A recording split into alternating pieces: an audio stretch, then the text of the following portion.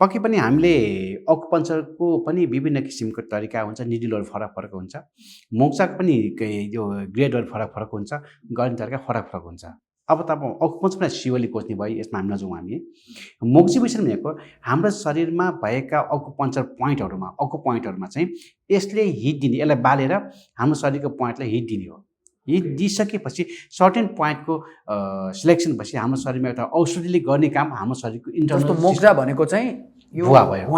हजुर, भनेको तितेपातीको भुवालाई चाहिँ मोक्जा भनिने भयो। अनि यसलाई चाहिँ यो बाल्नु पर्यो हैन? बाल्नु पर्छ। यसबाट धुवा निकाल्नु पर्यो। धुवा निकाल्नु ननिकाल्छ भएन, हिट दिने यसबाट हिट दिने। अनि यो चाहिँ अनि शरीरको के गर्ने? पोइन्टहरुमा। पोइन्टहरुमा जस्तो अकुपोइन्टहरुमा जोर्नीमा होइन, अकुपोइन्टको आफ्नो लोकेसन हुन्छ। अनि अकुपन्स साइन्सले भन्छ कि अकुपोइन्टको विभिन्न मेरिडियन लाइनसँग विभिन्न अर्ग्यानसँग कनेक्टेड हुन्छ। हेर्नुहोस्, यो कोही ब्रेनसँग हुन्छ, कोही मुटुसँग हुन्छ, कोही कलेजसँग हुन्छ, कोही पेटसँग हुन्छ। यस्तो आफ्नै लाइन हुन्छ, आफ्नो पोइन्ट हुन्छ। त्यो पोइन्ट सिलेक्सन गरिसकेपछि हाम्रो शरीरमा भएका समस्या अनुसार हामी पोइन्ट सिलेक्सन गर्छौँ, त्यसमा हामी उपचार गर्छौँ र बिरामी निको हुन्छ।